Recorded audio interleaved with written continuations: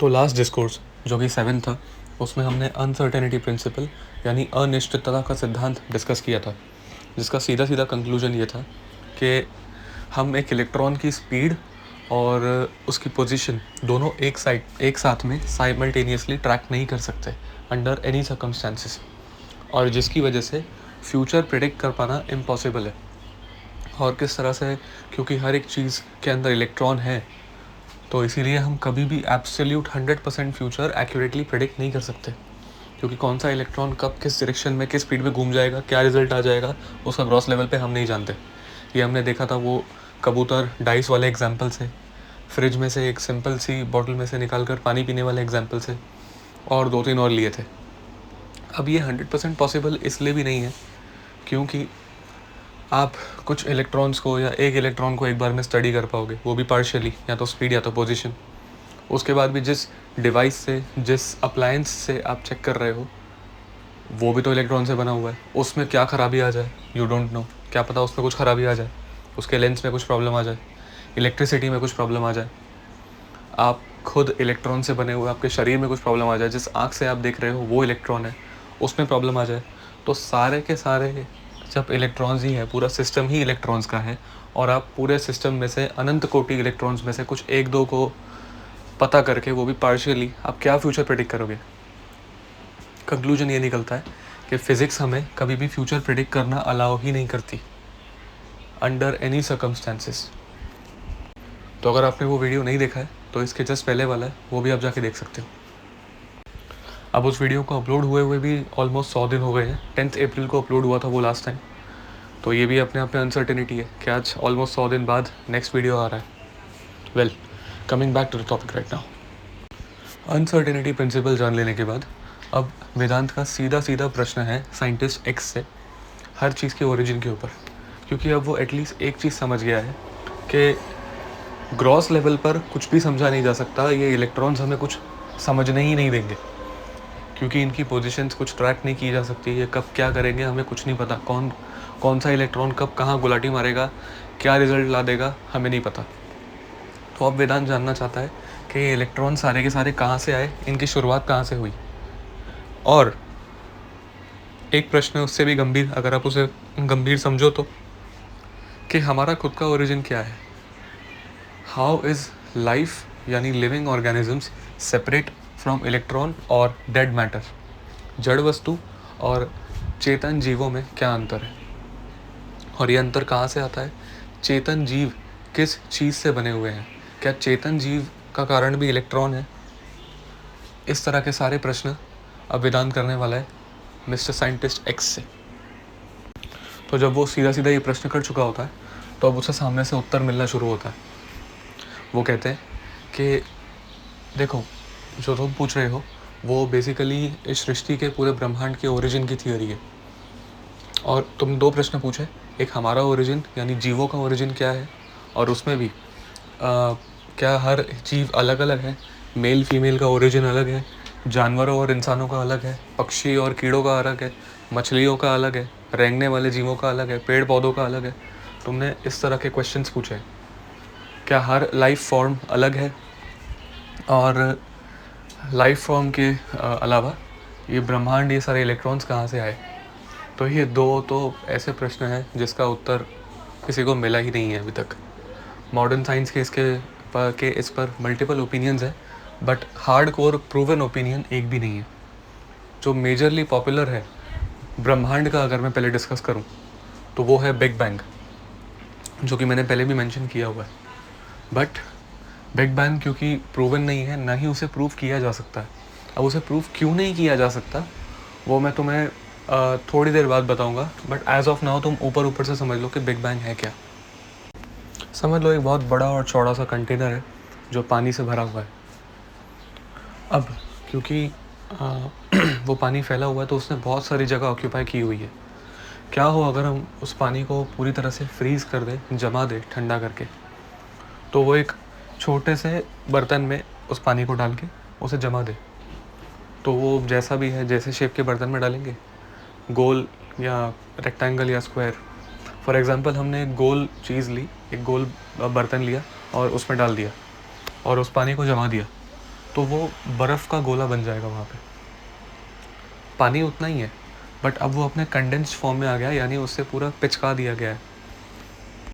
दूसरा एग्जाम्पल, बहुत सारी कॉटन रुइयाँ। अब रुई हमें पता है कि बहुत हल्की होती है, तो अगर हमें फॉर एग्ज़ाम्पल 5 किलो रुई लेनी है तो that will occupy a lot of space, क्योंकि रुई बहुत ज़्यादा हल्की होती है, उसकी डेंसिटी बहुत कम होती है, तो 5 किलो रुई बहुत ज़्यादा स्पेस ऑक्यूपाई कर लेगी। वहीं अगर हम वो 5 किलो रुई इकट्ठा करें और उसे हाइड्रोलिक प्रेस से एकदम पिचका दें और कंडेंस कर दें बेसिकली, तो वो बहुत कम स्पेस ऑक्यूपाई करेगी कंपैरेटिवली, जितनी उसने 5 किलो में ऑक्यूपाई की हुई थी। ये सेम चीज़ हुई है ब्रह्मांड के साथ अकॉर्डिंग टू बिग बैंग। सारे के सारे ये एटम्स, ये प्लैनेट्स, ये स्टार्स, सन्स, ये सब कुछ थे नहीं पहले, वेल एस्टैब्लिश नहीं थे। ये सब कुछ एटम के फॉर्म में ही थे, इलेक्ट्रॉन, प्रोटॉन, न्यूट्रॉन और क्वार्क्स के फॉर्म में थे। हुआ क्या कि जब ये सब बन रहा था उसके भी पहले, जब ये सब एटम के फॉर्म में थे, तो एटम के भी पहले, अब क्योंकि एटम भी एक फिज़िकल चीज़ है और E is equal to mc², यानी सब कुछ मूलभूत रूप में एनर्जी ही है। फिज़िकल चीज़ें भी, मास भी एनर्जी ही है। तो बिग बैंग का कहना ऐसा है कि सारे के सारे ये एटम्स जब प्योर एनर्जी के फॉर्म में थे, पूरी तरह से विकसित होने के पहले, तो ये एक बहुत कंडेंस्ड फॉर्म में थे, एक सिंगल पॉइंट पे। उस सिंगल पॉइंट में कोई फिज़िकलिटी नहीं थी, कोई फिज़िकल मास नहीं था, वो कोई फिज़िकल स्पेस ऑक्यूपाई नहीं कर रहा था। मैं जानता हूँ ये समझना बड़ा मुश्किल है, बट हमें पता है कि फ़िज़िकल स्पेस सिर्फ एक फ़िज़िकल ऑब्जेक्ट ही ऑक्यूपाई कर सकता है, बट वहाँ पे कुछ फिज़िकल था ही नहीं। वो एटम कोई गोल पत्थर था ही नहीं, एक गोला सा एक डॉट था ही नहीं। वो नॉन फिज़िकल पॉइंट था जिसके अंदर सिर्फ हीट थी, सिर्फ हीट एनर्जी। और वो हीट एनर्जी इतनी ज़्यादा एक दिन बढ़ गई, इतनी ज़्यादा बढ़ गई, जिसकी वजह से ब्लास्ट हो गया वो सिंगल पॉइंट, और उसके अंदर से ये सारे एटम्स निकले। ऐसा नहीं है कि एटम बने बनाए थे उसके अंदर, बने बनाए नहीं थे, हमने कहा कि उसके अंदर कुछ भी फिज़िकल नहीं था, बट वो एनर्जी कुछ इस तरह से ट्रांसफॉर्म हुई कि एटम्स का निर्माण हो गया। ओवर द टाइम एटम्स से गैलेक्सीज़ बनी, गैलेक्सीज़ के अंदर फिर सोलर सिस्टम बना, सोलर सिस्टम के अंदर हमारा प्लैनेट बना। ये थियरी है बेसिकली बिग बैंग की। It's not that believable, I know, but evidences ये कह रहे हैं, साइंटिस्ट का ओपिनियन ये कह रहा है, और इसमें कुछ ना कुछ सच्चाई है भी। इसके एविडेंसेस मिल चुके हैं, ये प्रूवन है। आधी चीज़ें इसमें से, पार्शियल चीज़ें प्रूवन है, इसमें कोई डाउट नहीं है। बट ये हमारा आज का टॉपिक नहीं है। बिग बैंग मैं तुम्हें डिटेल में एक्सप्लेन कर दूंगा फिर कभी। अभी जो तुम्हारा मूलभूत प्रश्न है, हम कहाँ से आए, हमारा ओरिजिन क्या है, उसके रिगार्डिंग साइंस का क्या ओपिनियन है मैं तुम्हें बताता हूँ। हालांकि ये पूरी साइंस का ओपिनियन नहीं है, इसके भी अपोजिशंस हैं बहुत सारे। इन दो प्रश्नों को लेकर किसी भी पूरी साइंस कम्युनिटी में एका नहीं है, क्योंकि ये प्रूवन नहीं है ना। सब अपने अपने ओपिनियंस पर स्टिक करते हैं। एक्सट्रीम बिग बैंग वाले भी हैं, एक्सट्रीम बिग बैंग का अपोज करने वाले भी हैं, दूसरी थियरीज़ वाले भी हैं। प्रूवन कोई भी नहीं है, सब अपनी अपनी साइड्स लेकर बैठे हैं। और कुछ लोग हैं जो न्यूट्रल है, जिसने कोई साइड नहीं ले रखी, उनमें से मैं भी एक हूँ। अब रही बात जीवन के ओरिजिन की, कि ये लाइफ का ओरिजिन क्या है। देखो, मैं तुम्हें सिंपली एक्सप्लेन करता हूँ।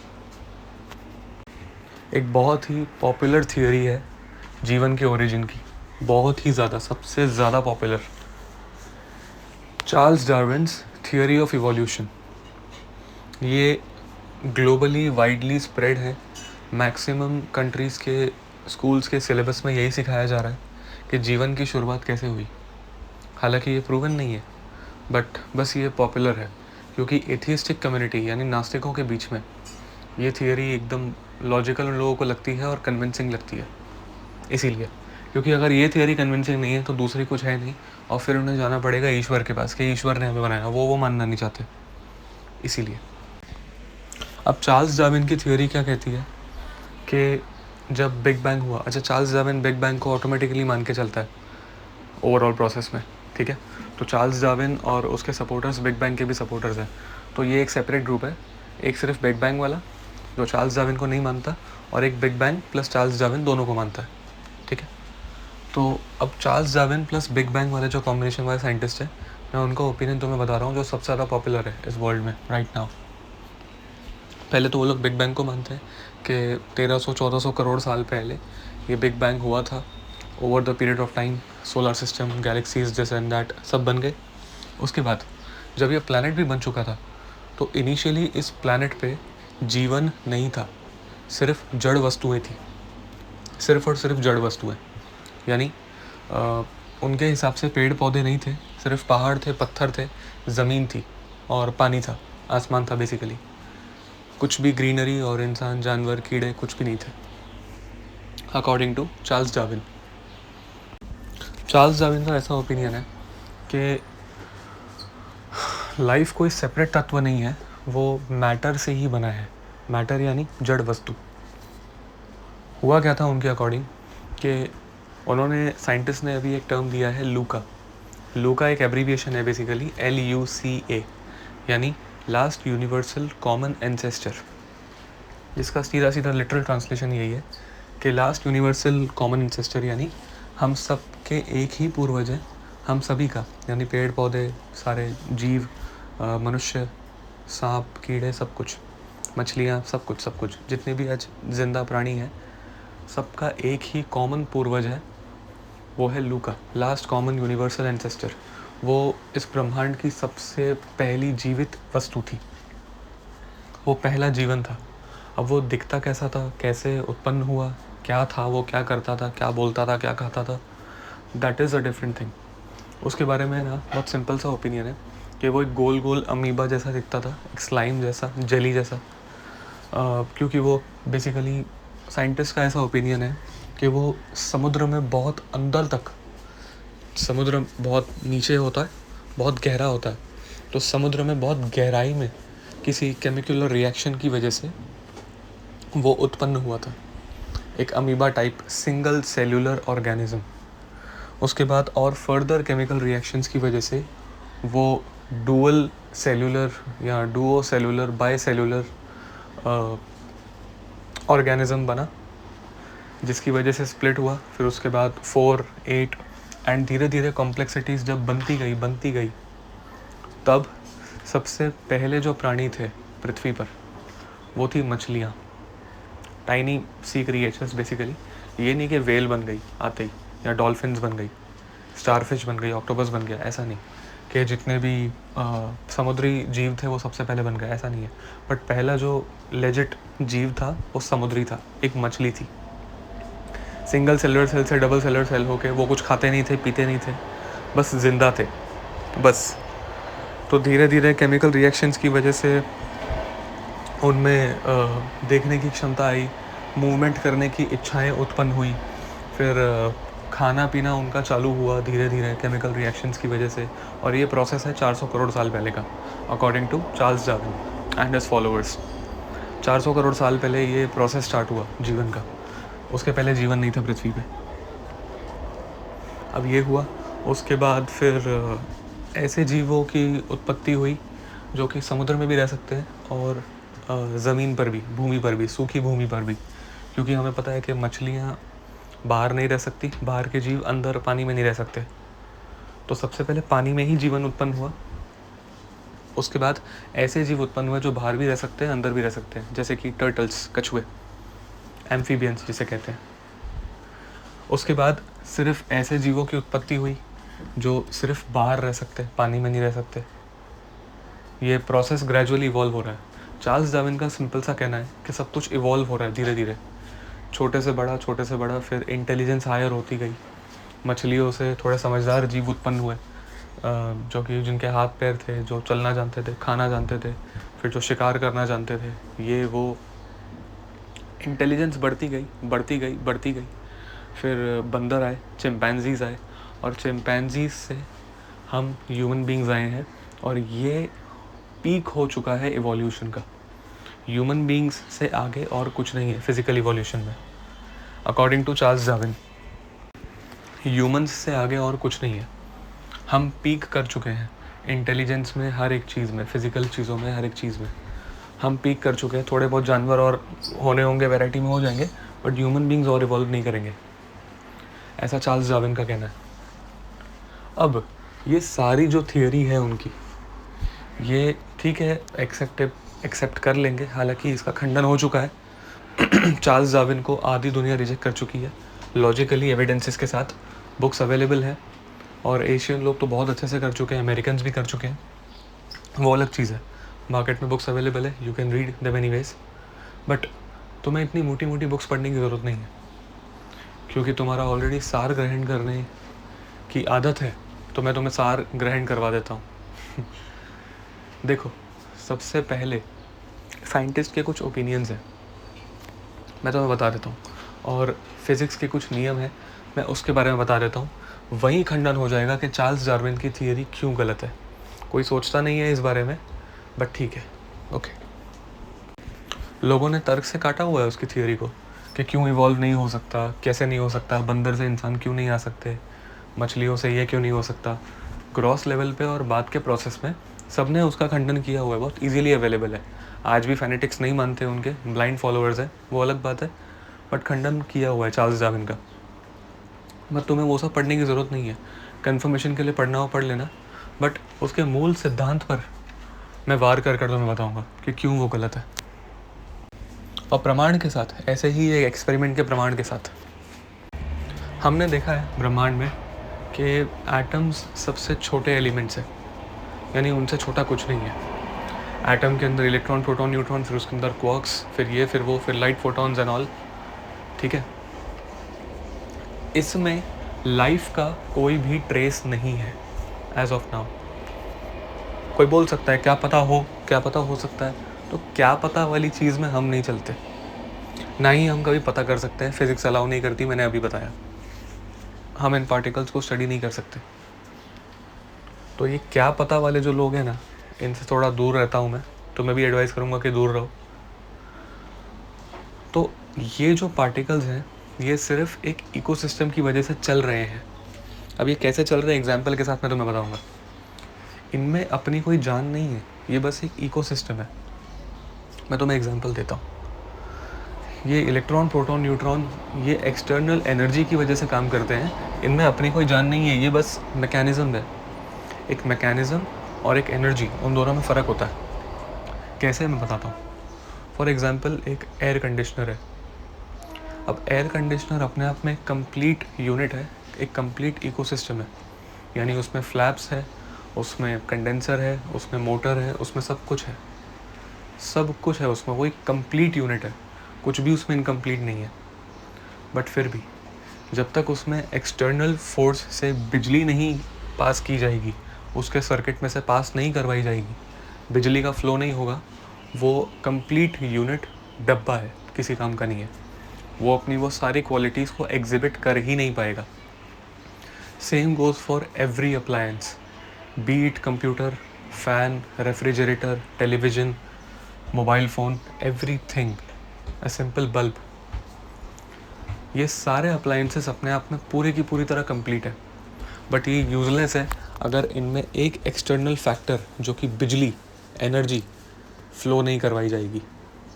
वो यंत्र पूर्ण है, बट उस यंत्र को काम में लाने के लिए एक्सटर्नल एनर्जी चाहिए, वरना वो किसी काम का नहीं है। अब ये मैंने तुम्हें क्यों बताया, मैं आगे समझाता हूँ। ये सेम किसी भी शरीर पर भी अप्लाई होता है। मुझे एक बात बताओ कि हमारा ये शरीर है, ये पूर्ण है, इसमें सब कुछ है, हार्ट, किडनी, पैंक्रियास, लंग्स, दांत, हड्डियाँ, मांस, खून, सब कुछ है इसमें, बराबर? हाँ, करेक्ट। फिर भी जब एक व्यक्ति मर जाता है तो ऐसा क्या है जो चेंज हो गया? समझ लो किसी का कोई ऑर्गन फेलियर नहीं हुआ, डैमेज नहीं हुआ, वो नेचुरल डेथ पर है। तो क्यों ऐसा है कि वो उसका इकोसिस्टम काम करना बंद कर चुका है? क्यों वो जीवित नहीं है? वो आँख क्यों नहीं खोल रहा? आईलिड्स हैं, अंदर आईबॉल्स हैं, खून है, हार्ट है, सब कुछ है अपनी जगह पर। ऐसा कौन सा फैक्टर है जो उसे फंक्शन करने से रोक रहा है? उसी एक्सटर्नल फैक्टर का पता लगाना जीवन का रहस्य है। साइंटिस्ट को पहले लगता था कि हार्ट में शायद जीवन है, पहले ऑर्गन्स में जीवन है, क्योंकि उन्हें यही लगता था कि हाँ, जीवन मतलब शरीर, शरीर मतलब जीवन। तो जब मेडिकल साइंस ने तरक्की करी तो ये पता चला कि हाथ कट जा रहा है फिर भी वो व्यक्ति, पर्सनालिटी एज इट इज़ जीवित है। हमने देखा है कि बहुत लोग बिना हाथ के, बिना पैर के पैदा हो जाते हैं। किसी का एक हाथ नहीं है, एक पैर नहीं है, या है तो ढंग से काम नहीं कर रहा, वो पोलियो है, उससे जो भी है, तो फिर भी वो पर्सन सेम है। फिज़िकली वो काम नहीं कर पा रहा है, डिसेबल्ड है, वो अलग बात है, बट वो पर्सन जो है, पर्सनैलिटी वो सेम है। एग्जाम्पल देता हूँ, वेदांत, तुम भी मनुष्य हो, मैं भी मनुष्य हूँ। क्या चीज़ें हैं जो हमें सेपरेट कर रही हैं? वेदांत ने कहा हमारी क्वालिटीज़ बेसिकली। आपको ये पसंद है, मुझे ये पसंद है, ये फॉर एग्ज़ाम्पल आपको कार्स पसंद है, मुझे बाइक्स पसंद है, तो ये सारी क्वालिटीज़ हमारे लाइक्स, डिसलाइक्स, फियर्स, डिज़ायर्स, ये हमें सेपरेट कर रहे हैं। बाकी कैटेगरी तो सेम ही है। उसने कहा बिल्कुल सही। तो अब ये जो कैटेगराइजेशन है ये कहाँ है, शरीर के कौन से पार्ट में ये डेटा स्टोर्ड है? वेदांत ने कहा मैं समझा नहीं। उसने कहा कि तुम्हें बाइक पसंद है, मुझे कार पसंद है, ये डेटा हमारे शरीर में ही है, ऑल राइट? वेदांत ने कहा यस, ऑल राइट। तो ये डेटा कहाँ स्टोर्ड है? कहाँ? क्या हमारे हार्ट में है, क्या ब्रेन में है, क्या हड्डियों में है, या खून में है? ये डिसाइड हमारा कौन सा बॉडी पार्ट कर रहा है कि हमें क्या पसंद है, क्या ना पसंद है, किस चीज़ से डर लगता है। आप समझ में आया? वेदांत ने कहा हाँ, मे बी, या तो जितना मैंने बायोलॉजी ज़्यादा तो पढ़ी नहीं है, बट जितनी पढ़ी है या तो हमारे हार्ट में होगा या माइंड यानी ब्रेन में होगा, क्योंकि ये सारा फंक्शनिंग तो मेजरली ब्रेन में होगा। शायद क्या, पक्का ही खून में, हड्डियों में तो होगा नहीं ये डेटा कि मुझे कार पसंद है या बाइक पसंद है। हड्डी क्या करेंगे इस डेटा का? ब्रेन में ही होगा, ये सोचने समझने का काम तो ब्रेन का है। मैंने कहा ओके, तो इतना तो तुम्हें पता है कि जीवन का ये सारा डेटा जो तुम्हारा व्यक्तित्व है, पर्सनालिटी है, वो ब्रेन में है या हार्ट में है बेसिकली, और कहीं तो है नहीं। बाकी सब तो फंक्शन करने वाले ऑर्गन्स हैं, लंग्स हैं, पैंक्रियाज है, किडनीज है, उनका फंक्शन बड़ा स्पेसिफिक है। दिमाग लगाना, इंटेलिजेंस उनका काम नहीं है। इंटेलिजेंस का काम हार्ट का कह सकते हैं थोड़ा बहुत, या तो ब्रेन का है मेजरली, ऑल राइट? उसने कहा यस, ऑल राइट। तो अब यहाँ पे हमको इतना पता चल गया कि किसी के हाथ पैर ना भी हो और घुटना ना हो, नी कैप ट्रांसप्लांट हो जाता है, तो बहुत सारी चीज़ें हो जाती है, फिर भी वो व्यक्ति सेम ही रहता है। समझ लो तुम्हारा हाथ काट के मेरे हाथ में लगा दे, मेरा हाथ काट के तुम्हारे में लगा दे, तो तुम वेदांत ही रहोगे, साइंटिस्ट नहीं बन जाओगे मेरी तरह, और मैं साइंटिस्ट ही रहूँगा, मैं तुम में कन्वर्ट नहीं हो जाऊँगा। हम दोनों फिर भी अलग अलग ही रहेंगे। अगर हाथ एक्सचेंज हो भी गए तो भी, करेक्ट? मैंने कहा करेक्ट। ये क्या हो अगर हार्ट ट्रांसप्लांट कर दिया जाए हमारा, तो क्या तुम में मेरे जितनी संवेदनशीलता या मैच्योरिटी या लाइक्स डिसलाइक्स आ जाएंगे? तो वेदांत ने कहा हार्ट ट्रांसप्लांट पॉसिबल है? उसने कहा हाँ, यस, मेडिकल साइंस आगे बढ़ चुका है उतना। हार्ट ट्रांसप्लांट बिल्कुल पॉसिबल है, होता भी है, बड़ा सक्सेसफुली होता है आजकल, ऑल्दो कॉम्प्लेक्स सर्जरी है, बट हाँ हो जाता है। कहा ओके। तो साइंटिस्ट को भी ये लगता था कि हार्ट में ये डेटा है, पर्सनालिटी का डेटा है कि ये पर्सन कौन है, इंडिविजुअलिटी का डेटा हार्ट में है। बट हार्ट ट्रांसप्लांट सर्जरी के बाद उन्हें ये पता चला कि नहीं, पर्सनालिटी हार्ट में नहीं है, हमारे दिल में नहीं है। अगर एक व्यक्ति का दिल, पर्सन ए का दिल पर्सन बी के बॉडी में फिट कर दिया जाए तो भी वो पर्सन ए ही रहता है, बी ही रहता है। यानी अगर तुम्हारा हार्ट निकाल कर मेरे हार्ट में डाल दिया जाए, ट्रांसप्लांट कर दिया जाए, तो भी मैं ही रहूँगा, सेम पर्सन रहूँगा। मैं चेंज नहीं हो रहा हूँ ज़रा भी, सिर्फ ऑर्गन चेंज हो रहा है, मैं ही हूँ।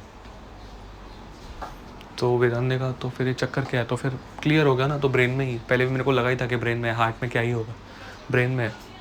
साइंटिस्ट ने कहा अब आए असली बात पे। रशिया में एक बहुत बड़ा एक्सपेरिमेंट हुआ था, the famous monkey head transplant experiment. एक बहुत बड़ी सर्जरी हुई थी जो अमेरिकन सर्जन्स ने की थी। इसके बारे में बताता हूँ। 2 तरह के बंदर लिए गए थे, एकदम अलग अलग स्वभाव वाले।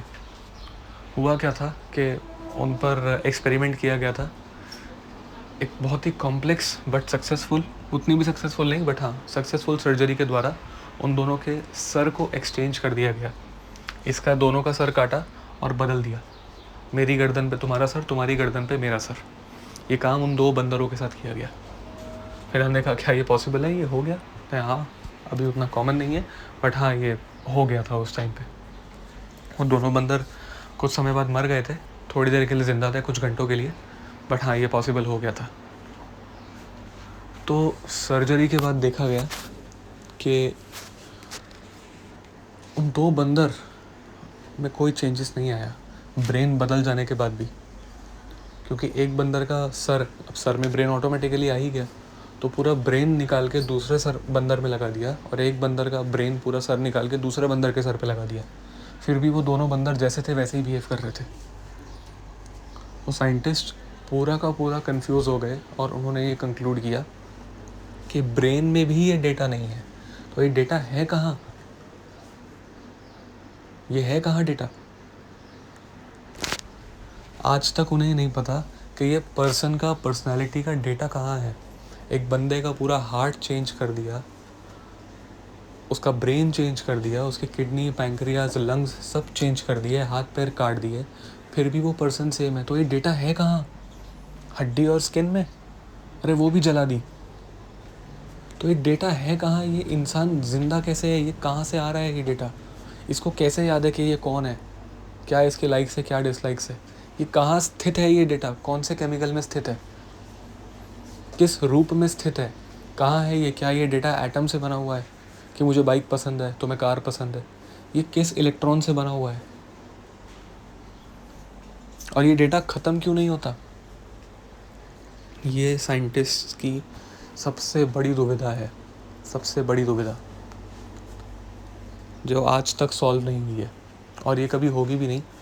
क्यों नहीं होगी वो मैं बताता हूँ तुम्हें, और इसका आंसर तुम्हें, मैं नहीं जानता मिलेगा कि नहीं, मैं उन चीज़ों में नहीं मानता, बट हाँ तुम्हें एडवाइस दे सकता हूँ, क्योंकि तुम्हें जिज्ञासा है तो तुम वहाँ जाके देख सकते हो। उन्हें ये नहीं पता चल रहा था कि मैं साइंटिस्ट एक्स हूँ, तुम वेदांत हो, ये डेटा है कहाँ, शरीर के किस अंग में स्टोर्ड है ये डेटा, ये मेमोरी कहाँ है? मेमोरी का पूरा मेन ऑर्गन, उसका हेडक्वार्टर ब्रेन ही पूरा निकाल के यहाँ का वहाँ कर दिया, फिर भी वो इंसान याद रख रहा है कि वो कौन है। ये कैसे पॉसिबल है? इन सब से एक कंक्लूजन निकलता है चार्ल्स डार्विन की थियरी का कि जीवन जो है और ये इन्फॉर्मेशन जो है ये फिज़िकल नहीं है, और हमने देखा है कि कोई भी इलेक्ट्रॉन, प्रोटॉन या न्यूट्रॉन फिज़िकल होता है, और ये सारा का सारा data, information can not be physical, this life can not be physical. इसीलिए केमिकल्स से, जो कि अल्टीमेटली एटम्स से बने हुए हैं, वो कभी भी जीवन का निर्माण नहीं कर सकते, क्योंकि जीवन कोई निर्माण करने की चीज़ नहीं है, लाइफ कोई बनाने की चीज़ नहीं है, लाइफ बस होती है, उसका कोई कारण नहीं है, वो बनती नहीं है, वो होती है। काल देश परिस्थिति के अनुसार वो अपने आप को ढाल लेती है, वो अलग बात है। एक व्यक्ति अफ्रीका में पैदा हो रहा है तो वो वहाँ के हिसाब से ढल जाता है, एक अमेरिका में हो रहा है तो वहाँ के हिसाब से ढल जाता है, एक अंटार्कटिका में हो रहा है तो वहाँ के हिसाब से ढल जाता है। ढल जाना वो फिज़िकल बात है, बट जीवन को कोई बना नहीं सकता, क्योंकि वो फिज़िकल है ही नहीं, वो एटम के कॉम्बिनेशन से नहीं बना है।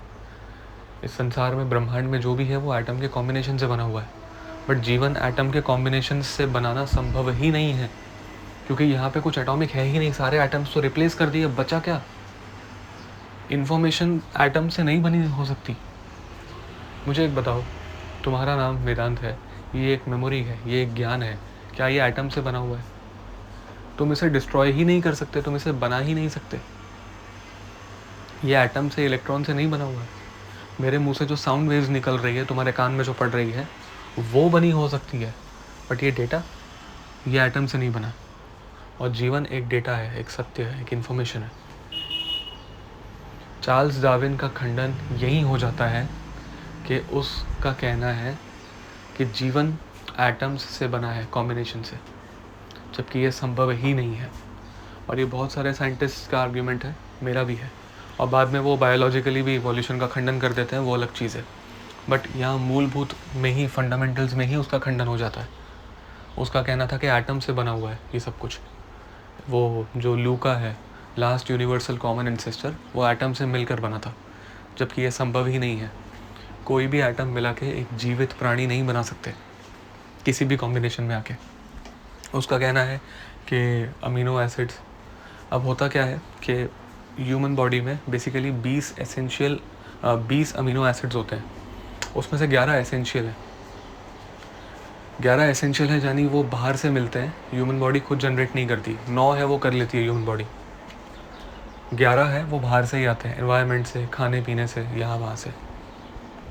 तो उनका कहना है कि ये अमीनो एसिड्स ही एसेंशियल बिल्डिंग ब्लॉक्स हैं प्रोटीन बनाने के लिए, जो कि जीवन का कारण है। बट प्रोटीन जीवन का उस तरह से कारण नहीं है। प्रोटीन सपोर्ट करता है, प्रोटीन फंडामेंटल कारण नहीं है। मैं तुम्हें एग्जांपल देता हूँ। समझ लो हमें कार की बात कर रहे हैं। अब कार में स्टीयरिंग व्हील की ग्लोरिफिकेशन में कुछ 2 शब्द कह दिए गए तो उससे कोई फ़र्क नहीं पड़ जाता। अगर स्टीयरिंग व्हील के ग्लोरिफिकेशन में किसी को कहा गया कि तुम्हें स्टीयरिंग व्हील पर स्पीच देनी है कार्स की, तो उसने बड़ी ग्लोरीज लिख दी उसकी शान में कि गाड़ी की पूरी दिशा निर्देश स्टीयरिंग व्हील पर निर्भर करता है, वो ना हो तो गाड़ी किसी काम की ही नहीं है, दिशाहीन है, ये है वो है। गाड़ी सीधी चल रही हो तो वो लेफ़्ट राइट की तरफ काम करता है, उल्टी चल रही हो तो राइट का लेफ़्ट हो जाता है, लेफ़्ट का राइट हो जाता है। ये सारी चीज़ें ठीक है स्टीयरिंग व्हील के ग्लोरिफिकेशन में, मगर कब? प्रोवाइडेड जब बाकी चीज़ें ठीक काम कर रही हों, टायर अपनी जगह पे हो, इंजन लगा हुआ हो, सीट हो, सब कुछ हो। वैसे ही टायर के ग्लोरिफिकेशन में भी सब कुछ कहा जा सकता है कि कोई कुछ भी कर ले, गाड़ी खड़ी तो पहियों पर ही है। बट टायर की भी ग्लोरिफिकेशंस कब काम की है? जब पहिए के ऊपर का पूरा पार्ट अपनी जगह पर हो, इंजन, ढांचा, चैसी, सीट, सब कुछ अपनी जगह पे हो, सब बराबर हो, तब जाके टायर काम का है, वरना टायर भी कोई काम का नहीं है। इसी तरह से इनकम्प्लीट है चार्ल्स डार्विन की थियरी। उसने एक चीज़ को पकड़ा, अमीनो एसिड्स और प्रोटीन, उसको कह दिया बिल्डिंग ब्लॉक्स, बट वो फंडामेंटल कारण नहीं है, ये प्रूवन है। एक पूरे इकोसिस्टम से जीवन बनता है, एक चीज़ से नहीं बनता है। Same goes for human body. हम हार्ट के लिए कह दे भले कि हाँ हार्ट ही सब कुछ है, सारा ब्लड सर्कुलेशन यहीं से आता है, ब्रेन को भी खून यही देता है, सबको खून यही देता है, पंप करता है ब्लड, ये वो। अरे ठीक है, हार्ट की ये ग्लोरीज है, बट कब तक काम की है? जब तक बाकी सब भी अपनी जगह है। ब्रेन अपनी जगह ठीक है, लंग्स बराबर काम कर रहे हैं, साफ़ सुथरे हैं, पैंक्रियाज अपनी जगह है, किडनीज अपनी जगह है, कोई भी अदर ऑर्गन फेलियर नहीं है, हड्डियाँ अपने ढांचे में एकदम मजबूती से खड़ी हैं, खून सफिशेंट क्वांटिटी में है, प्लेटलेट्स सफिशेंट क्वांटिटी में है, RBCs, WBCs सब कुछ बराबर अपनी क्वांटिटी में है, तब जाके हार्ट की ग्लोरीज काम आएंगी। वरना अकेला हार्ट सबकी कमी पूरी नहीं कर सकता। उसी तरह अकेला प्रोटीन सब कुछ नहीं कर सकता। उसने प्रोटीन को पता नहीं क्या ही समझ लिया है, अमीनो एसिड्स को क्या ही समझ लिया है, और ये डम्ब नेगेटिव IQ वाले साइंटिस्ट उस चीज़ को ग्लोरीफाई करते हैं। ये सबसे बड़ा फ्लॉ है डार्विन की थियरी में। और बाद में इवोल्यूशन क्यों गलत है, किस तरह से स्पीशीज़ एकदम ही अलग हैं, तो वो भी तुम्हें आगे की बुक्स में मिल ही जाएगा। हालांकि वो पढ़ने की ज़रूरत है नहीं अब इस आर्ग्यूमेंट के बाद। अब जो मैं तुम्हें सॉल्यूशन दे रहा था,